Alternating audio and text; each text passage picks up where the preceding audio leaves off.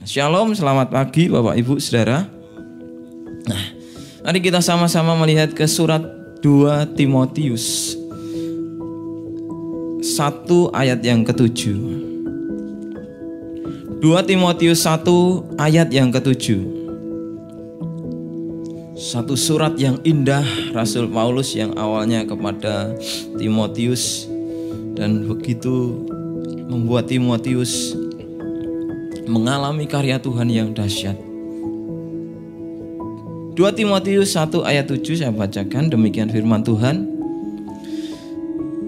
Sebab Allah memberikan kepada kita bukan roh ketakutan, melainkan roh yang membangkitkan kekuatan, kasih dan ketertiban. Tuhan tidak memberikan kita roh ketakutan, melainkan roh yang membangkitkan kekuatan, kasih, dan ketertiban. Bapak Ibu Saudara yang dikasihi Tuhan, di tahun kurang lebih 1950-an ya, sebelum pecahnya perang Korea yang besar itu, yang mengakibatkan Korea terpecah menjadi dua, ada satu hal yang tidak banyak diceritakan orang, tapi itu terjadi dalam sejarah rohani gereja, saudara, di seluruh dunia. Nah, awalnya kegerakan yang kita kenal bukan berasal dari Korea Selatan. Awalnya dimulai dari satu kota yang bernama Pyongyang, yaitu di Korea Utara. Pada waktu Korea Utara dan Selatan menjadi satu. Karena desakan Jepang, ya kekaisaran Jepang menjajah Korea. Mereka kemudian gereja di sana bergerak luar biasa sehingga banyak orang mengikut Tuhan, dan kemudian banyak orang mencari Tuhan. Dan suatu kali, saudara, gereja banyak bermunculan di sana, dan banyak pemimpin-pemimpin gereja yang hari itu bahkan lebih berkuasa dari pemimpin pemerintahan. Nah, suatu kali pemerintah Jepang kemudian memaksa hamba-hamba Tuhan ini, saudara, untuk keluar ngumpul ya di satu tempat, dan kemudian hamba Tuhan ini dipaksa untuk yang namanya melakukan dan mengajarkan kepada jemaatnya, melakukan pemujaan atau penyembahan terhadap roh-roh leluhur atau nenek moyang. Ada hamba Tuhan yang berani, saudara, saat itu, saya nggak mau, langsung bedil, saudara, dor, ditembak, dieksekusi, atau bahkan dipenggal kepalanya langsung seketika. Ada banyak hamba Tuhan yang gugur hari itu. Akhirnya sebagian besar dari mereka mulai mikir, saudara, dan akhirnya oke lah, nggak apa-apa, ya. Nggak masalah soal itu, karena penyembahan terhadap nenek moyang atau leluhur ini dianggap hanya sebagai tradisi, ya, budaya yang berlaku di kebudayaan Jepang dan juga Korea, saudara. Akhirnya mereka bubar. Hamba Tuhan mulai melakukan itu, mulai mengajarkan itu, saudara. Dan singkat cerita, kemudian pecah perang Korea. Kekristenan di Korea Utara meredup. Kemudian bergeser ke Korea Selatan. Dan hari ini kita melihat Korea Utara dikuasai komunis. Bahkan kekristenan sulit masuk, saudara, di sana. Sekalipun saya percaya ada banyak yang sudah bertobat dan percaya. Tetapi inilah pergeseran yang terjadi dari satu kerohanian yang ketika orang dipaksa untuk melakukan penyembahan yang kemudian tidak lagi kepada Tuhan secara murni, saudara. Dan hari-hari ini bisa saja kita sebagai anak-anak Tuhan nggak ke gereja lagi, ya kan? Ibadah di rumah, ya. Siapa yang tahu, ya, saudara? Ya, hanya Tuhan dan kita sendiri yang tahu. Oleh karena itu, mari kita melihat ayat ini yang begitu luar biasa, saudara. Karena apa yang mendesak orang hari-hari ini adalah ketakutan. Nah, kekasih Tuhan, ketakutan yang saya katakan tadi, hamba-hamba Tuhan tadi, akhirnya nurani yang dipimpin Roh Kudus seharusnya mereka tetap berani murni, tetapi tidak berani bayar harga. Ya, akhirnya kebangunan rohani di Korea Utara meredup.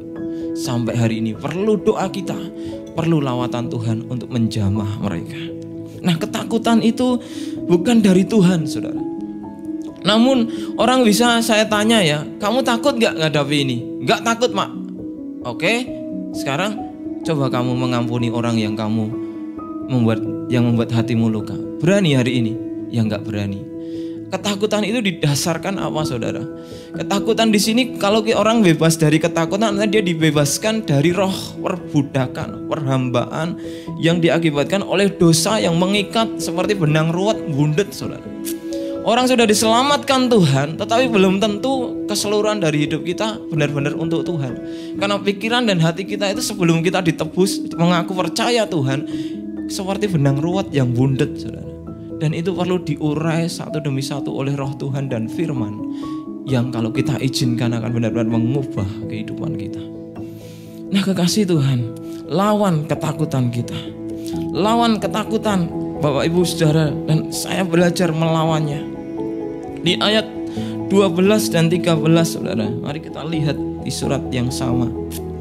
Itulah sebabnya aku menderita semuanya ini, tetapi aku tidak malu karena aku tahu kepada siapa aku percaya, dan aku yakin bahwa Dia berkuasa memeliharakan apa yang telah dipercayakannya kepadaku hingga pada hari Tuhan. Paulus sangat yakin apapun yang dia alami tidak akan membuat dia takut. Karena apa? Apapun yang terjadi, baik, buruk, jelek, gelora, apa yang namanya badai, tantangan, kesulitan, ataupun zona nyaman, semua adalah bagian dari pemelihara Tuhan yang sempurna. Dan itu yang harus kita pandang. Tuhan melakukannya dengan sempurna, dan semua dirancang Tuhan baik. Maka semuanya itu baik apapun keadaan kita. Nah, ketakutan adalah, saudara, saya gambarkan dalam deskripsi saya, adalah realita-realita atau kenyataan-kenyataan dalam diri kita yang tidak pernah terlaksana, tidak pernah terjadi. Dan itu membangun mentalitas kita, dan seringkali kita mencari pembenaran dari apa yang terjadi itu. Contoh, misalnya kita meminta mujizat dan hari ini belum terjadi dalam hidup kita. Kita berdoa belum terjadi. Kemudian ada orang berkata begini-begini yang tidak sesuai firman Tuhan loh, saudara. Kemudian kita melakukan sebuah adjustment, penyesuaian dengan pembenaran sehingga kita merasa, oh ya udah, memang itu yang harus saya alami. Kalau itu dari Tuhan, ya itu harus kita lakukan, saudara. Seperti Ayub, ya. Ayub itu memang dari Tuhan penderitaannya, bukan karena dia buat dosa dan salah. Dia lakukan yang baik tapi Tuhan izinkan, ya. Maka dia terima. Kalau itu kita izinkan, saudara. Tapi kalau bukan itu, saudara, itu bisa membentuk roh ketakutan itu. Makanya orang tadi saya katakan ada yang ditantang untuk mengampuni, mencoba hal-hal baru yang Tuhan sediakan, tidak berani, saudara.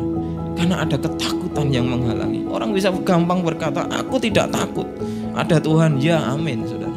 Tetapi realitasnya ada banyak orang yang terkungkung dengan ketakutan ini. Dan saya pun pernah mengalaminya. Dan maka kita harus melawan ketakutan itu sehingga ketakutan itu berlalu. Karena bukan kekuatan kita, tapi karena anugerah Kristus. Semua yang kita lakukan karena iman, saudara. Bagaimana, saudara, kita melawan ketakutan itu, atau bagaimana kita melenyapkan ketakutan, ya, itu dari dalam hidup kita. Karena Tuhan ingin roh ketakutan itu lenyap dari kehidupan orang-orang percaya. Nah, bagaimana caranya? Yang pertama, mari kita kuatkan hati kita. Seperti yang dikatakan ayat 7 tadi. Tuhan tidak membangkitkan roh ketakutan, tetapi Tuhan membangkitkan kekuatan, saudara. Nah, mari kuatkan hati kita karena Tuhan sudah menguatkan kita. Nah, kalau saudara punya terjemahan dalam bahasa terjemahan sederhana Indonesia, saya ajak untuk membaca di surat Efesus pasal yang ke-6 ayat yang 10. Terjemahan baru juga tidak apa-apa Alkitabnya. Mari kita buka sama-sama. Efesus pasal 6 ayat 10. Saya akan membacakannya dalam terjemahan sederhana Indonesia, TSI.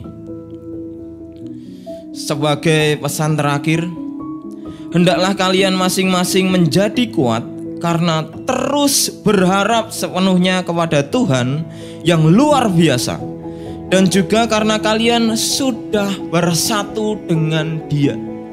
Ini di TSI, terjemahan TSI. Kita menguatkan hati menjadi kuat, be brave, ya, Karena apa? Yang pertama, terus berharap sepenuhnya kepada Tuhan. Terus berharap sepenuhnya kepada Tuhan, bukan yang lain, saudara. Tuhan kita dahsyat, Tuhan kita luar biasa, Tuhan kita berkuasa atas segala sesuatu. Bahkan Dia memelihara apapun yang terjadi hari ini untuk kebaikan kita semua, anak-anaknya yang setia dan percaya kepada Dia. Mari terus berharap kepada Tuhan, menguatkan hati, menguatkan hidup diri kita, tidak bisa bersandar pada kekuatan kita, karena manusia rapuh. Saudara, saya mengalami bagaimana terus menerus, saudara, kekuatan manusia ya, sekalipun usia muda, tapi kalau dicoba terus, saudara, lakukan terus, belajar terus, saudara, baca terus, ya itu yang dibaca juga firman Tuhan, buku-buku teologi, baca, ngerjain tugas macam-macam, akhirnya juga capek, drop, kemudian lemah sendiri, tidak mampu. Terus apa saya akan berkata, Tuhan kok engkau enggak menguatkan saya? Bukan, karena yang namanya Tuhan menguatkan itu artinya ya berharap kepada Tuhan, tetapi juga melakukan apa yang Tuhan perintahkan yang lain, ya, sebagai wujud nyata kasih kita kepada Tuhan. Nah, orang mudah rapuh, usia manusia dibatasi, ya, bisa 60, 70, 80, ya, ada yang 100 tahun, saudara, tapi itu pun jarang. Ya, bukan bergantung berharap kepada kekuatan kita, tetapi kepada Tuhan. Yang kedua, bagaimana kita menguatkan hati? Dikatakan di situ dalam Efesus 6 ayat 10, juga karena kalian, Bapak Ibu Saudara dan saya, sudah bersatu dengan Kristus, dengan Yesus Tuhan kita. Ada imanensi Tuhan, ya.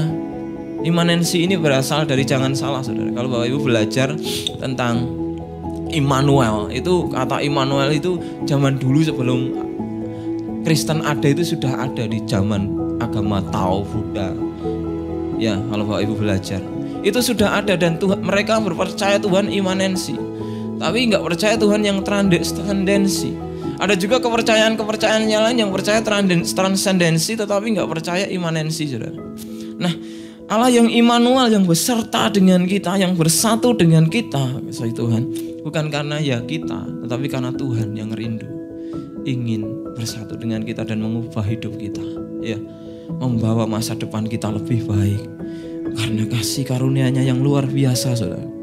Ya, karena kita sudah bersatu dengan Tuhan, ya, maka mari kita menjadi kuat, ya. Jangan takut lagi, ya, jangan mau ditakut-takuti dengan apapun. Kalau Tuhan harus kita diperhadapkan dengan sesuatu yang tadi saya katakan, mengampuni orang, mudahlah mengampuni. Ditantang untuk mengerjakan yang baru untuk kemuliaan Tuhan loh, saudara, bukan untuk kemuliaan yang lain. Mari kita maju, saudara. Apapun resikonya, jangan takut. Tuhan akan buat perubahan besar, sejarah baru terjadi dalam hidup kita.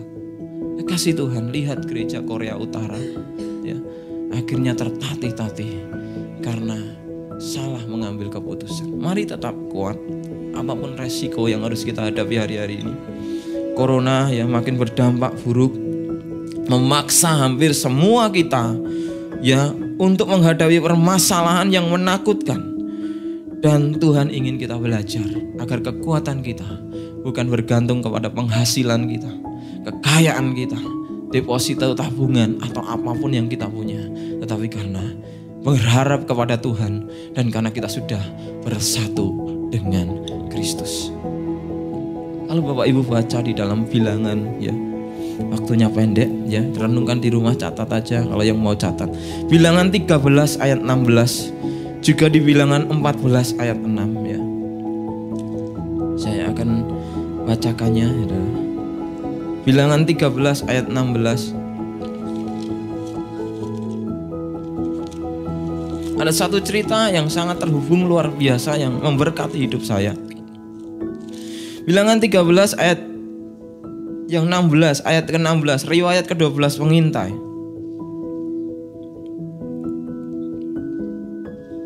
Ya, saya bacakan.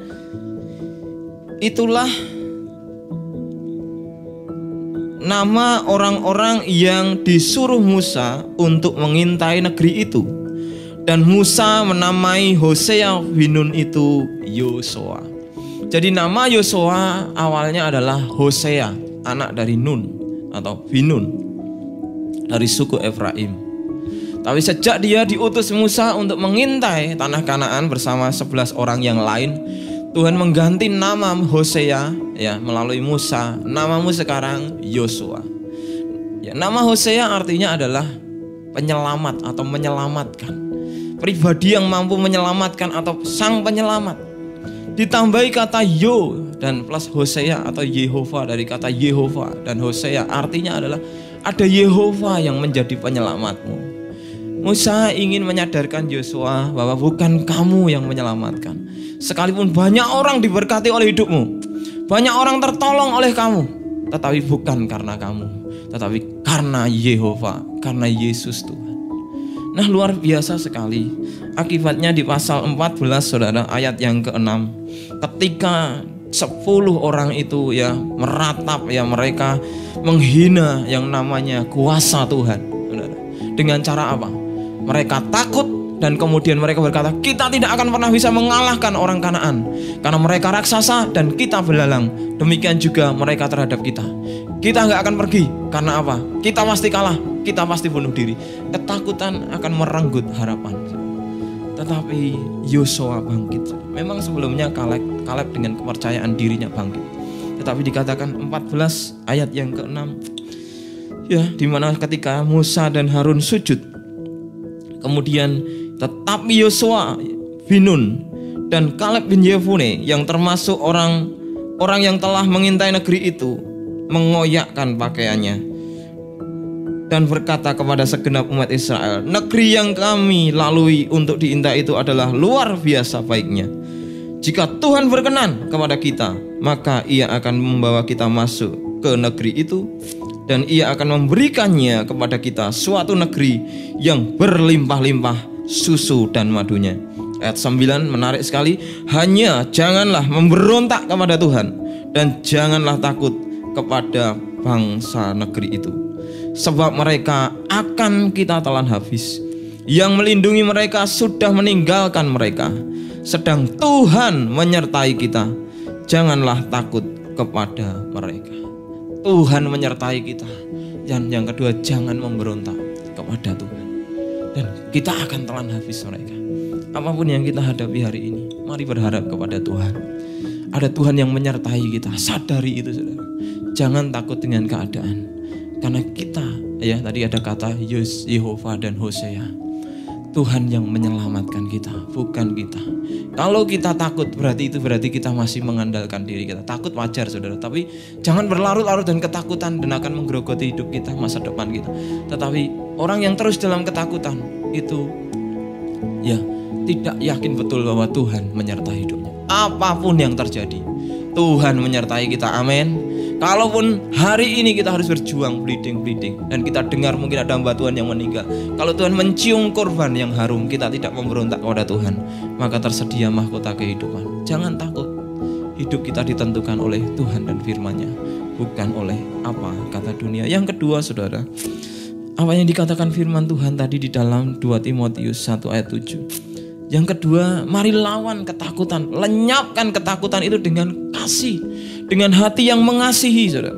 Karena itu yang dibangkitkan Tuhan dalam hidup kita. Mengasihi, bukan berdasarkan kita dulu, tetapi ada Kristus Yesus, korban agung salib yang mau menebus hidup kita. Dia sudah mati ya untuk kita, saudara, untuk menggenapi rencana Bapa. Dan itulah yang menjadi senter kehidupan kita, pusat kehidupan kita. Mari kita mengasihi. Kata mengasihi ini ditulis dengan kata yang sama, yaitu agapes. Ya, di situ kasih adalah bukti dari seseorang mengenal Allah, saudara. Mari kita melihat dalam surat 1 Yohanes 4 ayat 18. 1 Yohanes 4 ayat 18.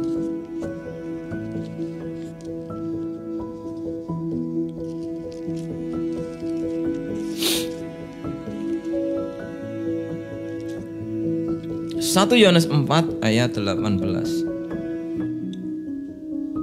Di dalam kasih tidak ada ketakutan. Kasih yang sempurna melenyapkan ketakutan, sebab ketakutan mengandung hukuman dan barang siapa takut, ia tidak sempurna di dalam kasih. Ketakutan dimunculkan dari hati yang tidak mengasihi. ya, dimunculkan dari hati yang masih menghamba terhadap dosa. Boleh kita berkata, Tuhan aku percaya harus, saudara.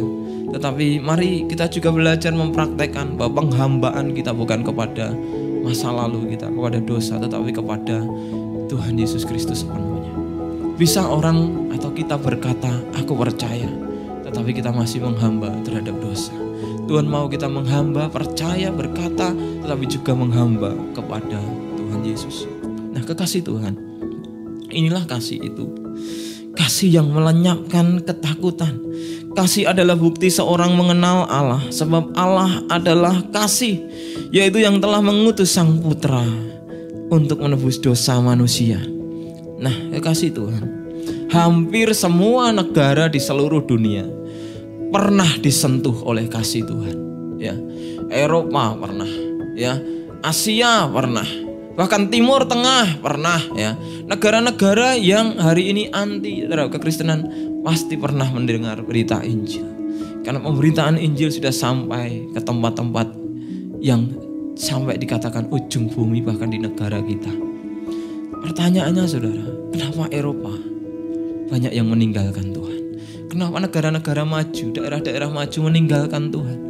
Mereka disentuh kasih Allah, tetapi mereka melupakan pribadi Allahnya yang membawa kasih itu, yang memulai kasih itu, yang menjadi sumber kasih itu, mereka lupakan.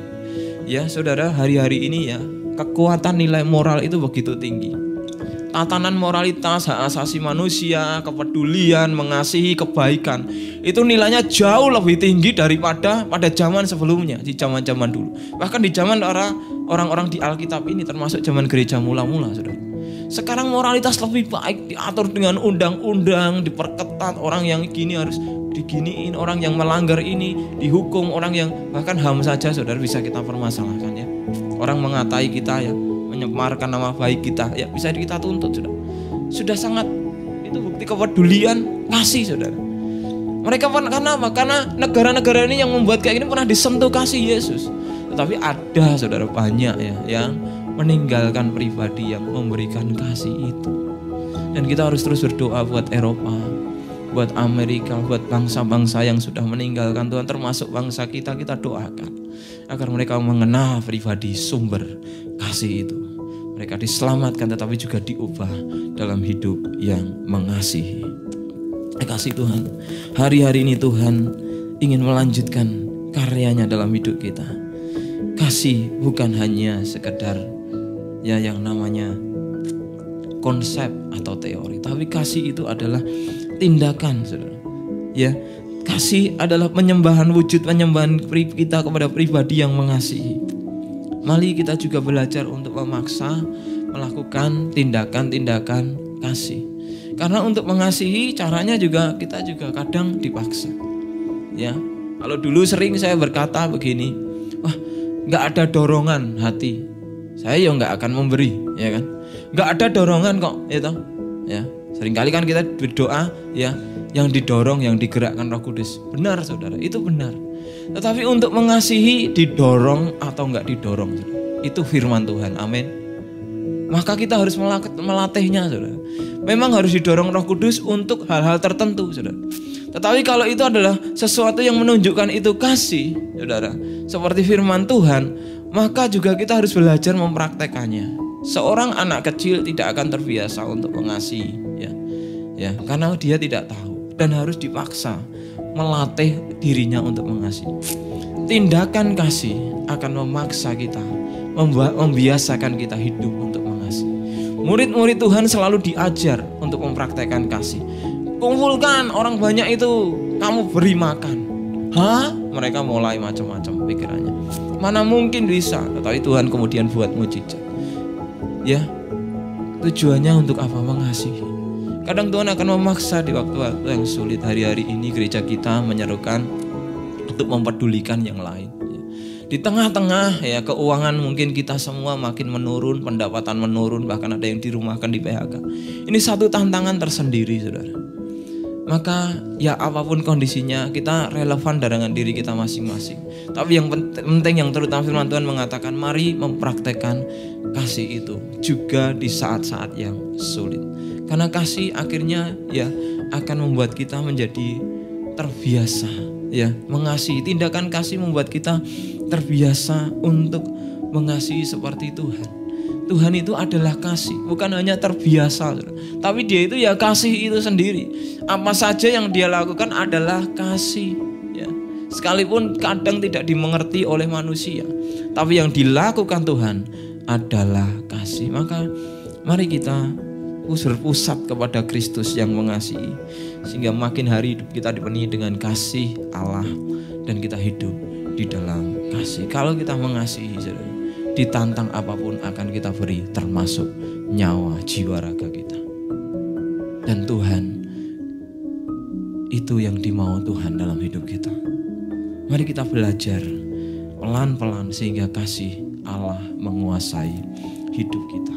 Tetap ya, panduan lewat instruksi gereja, ya lewat firman Tuhan, Roh Kudus sendiri yang berbicara dalam hidup kita, lewat Bapak Gembala. Mari kita belajar untuk memahaminya.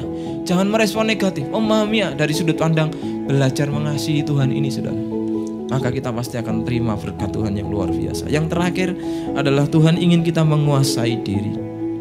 Di sini kata menguasai diri biasanya digunakan dengan menggunakan kata egarkartia. Tetapi di sini di ayat ini menggunakan kata soprenosmo, soprenosmo yang berarti adalah berpikiran sehat, saudara. Menguasai diri di sini artinya berpikiran sehat, ya.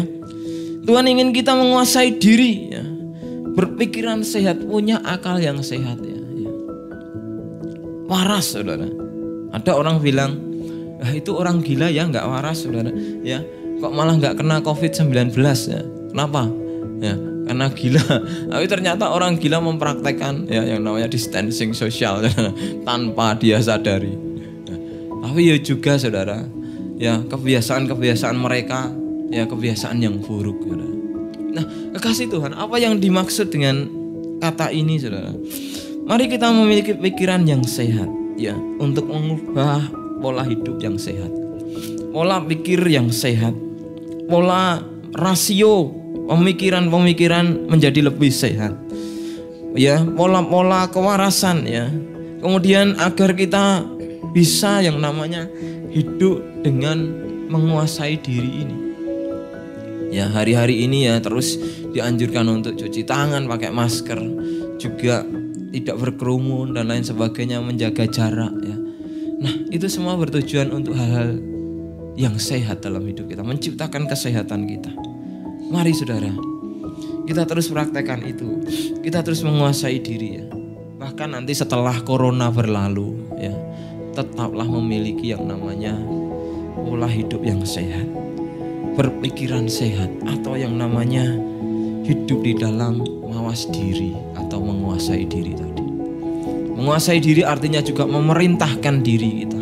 Ya, kalau diri kita adalah orang-orang yang masih ngeyel terhadap firman, mari kita perintahkan diri kita untuk menjadi penurut-penurut firman, orang yang taat kepada firman Tuhan. Mari di saat seperti ini kita kuasai diri, atau dengan cara mengaktualisasikan diri. Gak usah nyalah-nyalahkan siapapun. Jangan salahkan pemerintah, doakan pemerintah. Jangan juga salahkan malingnya, salahnya randedit, salahnya belum dibayar.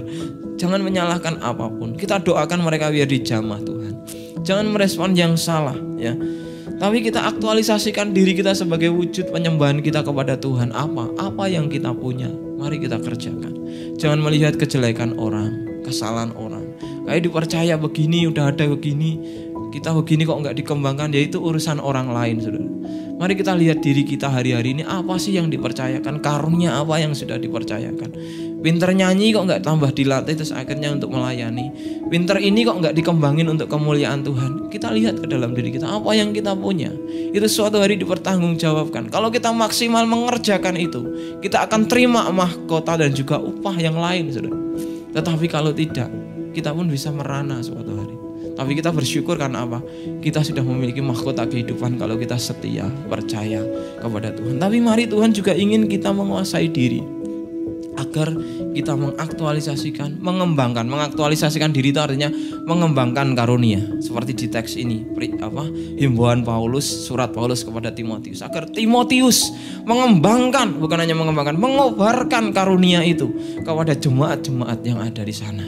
Kobarkan terus, latih terus, kuasai diri kita, sehingga kita makin mempermuliakan nama Tuhan. Nah, kekasih Tuhan, saya ingat saudara, wanita yang 12 tahun sakit pendarahan.